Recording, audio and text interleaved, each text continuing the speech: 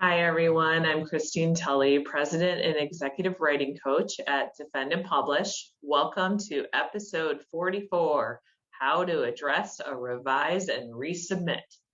It's the time of year when we're probably getting back some feedback on articles we may have submitted or book proposals. And I wanted to walk through a couple of steps today that I do when I get feedback on a manuscript. In general, I have never gotten the type of feedback where someone loves my manuscript so much they're going to publish it as is. So even if they accept a manuscript, and they always have revisions that they want, or the editors will say that they want. And so many of us have gotten revise and resubmit notices over the years, and there's certainly a lot of advice out there about how to tackle those. But I wanted to walk through the way that I tackle it because I think I do it a little bit different than other folks, and I'm very satisfied with the way that this works. So I want to start also by noting that for many faculty and graduate students, getting a revise and resubmit notice from a journal or a press is very stressful, to say the least, because the first thing that I think faculty have the tendency to do, or students have the tendency to do, is to look at, oh, these are all the things I did wrong, or the things the editors didn't like. And, I know many faculty members have made the argument that we shouldn't look at it this way, and we should look at it as scholarly feedback and a way to shape the final piece in the journal or in the press, and think of this in more of a constructive manner. And I would say for the most part that I do that because I tend to look at a revise and resubmit, and this is very journal dependent or press dependent. I tend to look at it as a win because it wasn't a no. So one of the things that I try to think about then is how can I make sure that this is definitely going to stay a yes, because I basically figure it as making the first cut at least. And so I want to walk through how I do a revise and resubmit. And I'm actually going to use the example of a book that I have. It's under contract, but there were a round of revisions that were requested. And so, I knew that I was going to get some, and I was going to get some feedback. And this is just the way that I've really walked through doing them, but I want to walk through a little bit how I'm going to do it myself. So in general, the very first thing that I do is I always, of course, read all the reviews. But the other thing that I like to do, and I just do this because it makes more sense to me to do it this way, is to actually print them.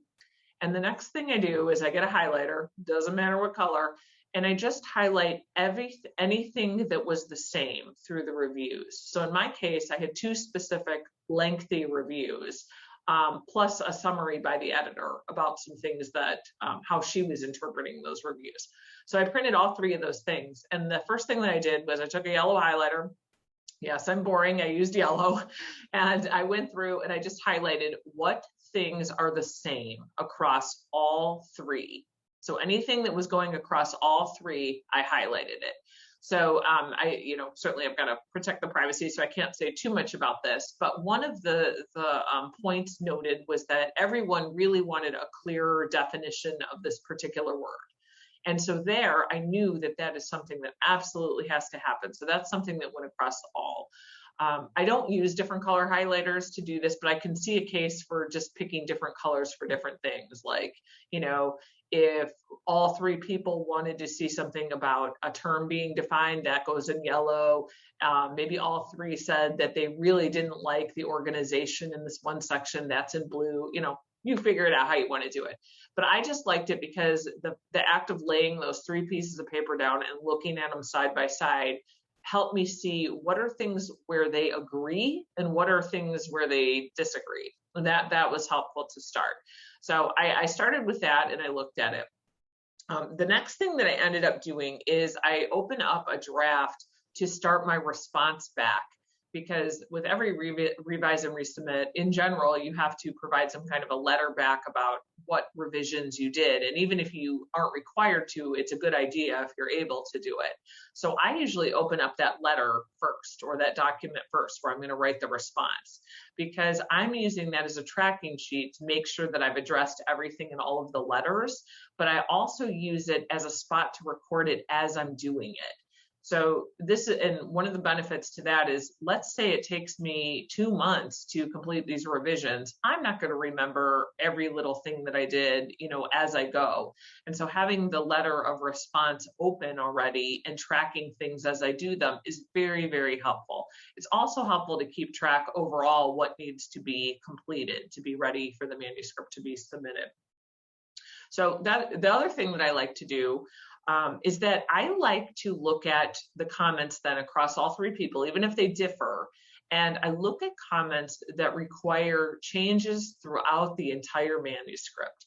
So sometimes it's a term, something easy like that. Maybe you need to get a better term for one of your concepts, but then it has to be changed all the way through the whole manuscript. So while that's an easy thing to fix, it has to go all the way through, right? It has to go all the way through. Another thing that's important, I think, with this is to make sure that if I have to make a change and it has to go all the way through, that I'm doing it the same way every time. And so I try to look at all of the feedback from the reviewers to see what it is that has to be laced through, because sometimes, let's say if you reorganize one section, it's going to affect every other section. If you change the labeling on one table, it's going to change the labeling on other tables sometimes in your manuscript. So I don't think of these as big things I have to do and small things I have to do. I think about where they happen in the manuscript. So some changes have to be done everywhere in the manuscript to make it correct. Some are one-time fixes in one spot, but that doesn't mean those one-time fixes in the one spot are easy, because sometimes they're not. For example, in my case, I have one spot in the manuscript where I have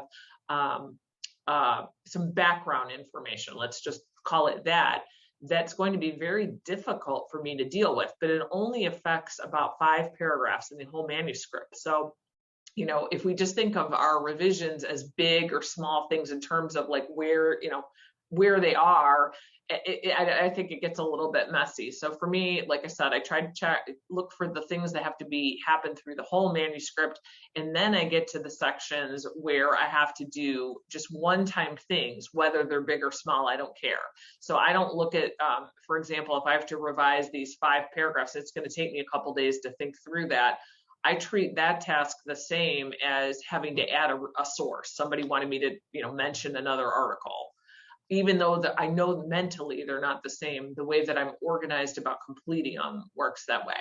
And then going from top to bottom, once I've sort of figured out what has to go all the way through the manuscript and what are sort of one-time, one-place type changes, from there, I look at those 2 pools of things I have to do together, because we want to be time efficient when we're doing some of our revisions. And for example, if someone didn't like a certain section, but if you're fixing a thing that has to be laced through the manuscript, you want to do the task that has to be laced through that manuscript and get it in there before you get to that section, usually, so you can see if that one change will affect the other. And so I kind of look at those changes in combination to figure that out and see if I need to worry about that.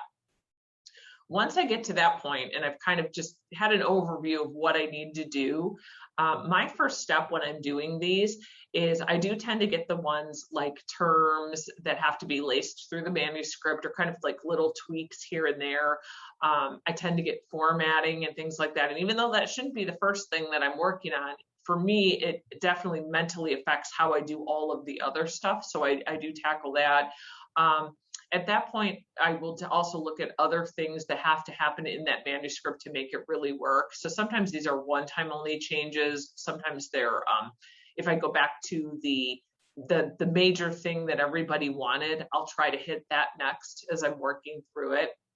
And then once I get to that point, of course, I'm keeping track and saying what I'm doing in that revision letter. So as I go and I do everything. So for example, once I change that term in the manuscript, I figure out what I'm going to call it. I will make a note on that revision letter and say, hey, I changed that all the way through the manuscript. Here's what I changed it to and why. So I have that in there as part of it. Another thing that I do at that point then is I start to knock out some of the bigger things. So for example, I mentioned these 4 or 5 paragraphs that need a revision. What I do with those is I don't try to fix those inside the manuscript. I copy and paste them out onto a new Microsoft Word document, and then I'll go through and work with them outside of the document. And this has been incredibly helpful for me, because if anybody's tried to go and do a revise and resubmit on your existing manuscript, it's really hard to bring in this new information with all the other changes going on. And I find for me, it's a little overwhelming to look at it that way. So if I pull out those paragraphs, I fix them, I get them where I want them to be, I put them back in, take out the old material and put them back in. I like that. And then I can also write about what I fixed again in that revision letter as I go. I tend to get all the real nitpicky stuff last, and I know a lot of the advice is to get it first. So for example, if something's, maybe I have a reference wrong, or I need to add something, or someone wants me to just clarify a point and I could do that quickly in a sentence, those smaller things tend to come later. But I've just found that this is a way for me to sort of think about revise and resubmit. And then just on a final note, the other thing that I'll look at, and I will look at corrections, that if there's some that I don't want to make and I feel very strongly about, I do try to think about how I might package it in a way where I've given in a little bit on something. So I might, in my revision letter, might say something like, I see that reviewer one requested XYZ. I wasn't able to do that because of ABC, but here's what I did do. And so I'll offer up something that I could do to at least acknowledge that person's opinion and respect, whatever their scholarly position is, even if I'm not going to do it. So that tends to be a way to do that. And as a final note with revision, I tend to try to knock these out, not fairly quickly unless the journal is requiring a really tight turnaround. But I would say I try not to hold on to them for any project longer than, but if it's an article, maybe 6 weeks. If it's a book manuscript, maybe 8 weeks. I try not to hold them for too long, just because you are holding up that part of the publication process where your work is integral to it. But certainly this is very project dependent. So just having a clear way to go and knowing how I'm going to address this revision every single time, it almost doesn't matter what the feedback is, because I know how I'm going to go through and address it. Finally, I mentioned printing out those papers. I do little check marks or hash marks as I get to things across all of them. And I do try to hit things, even if only one person said it and I can do it, I do it. So that way I can even make a list in my letter and say, hey, reviewer one also noted these 5 changes, all of these are addressed. This is on page 39, this is addressed in paragraph 5, and I have a little list. So that way they know I've hit them all, and I make it very easy for the editor to see that I've completed the revisions. So hopefully this is helpful to you, and happy writing this week.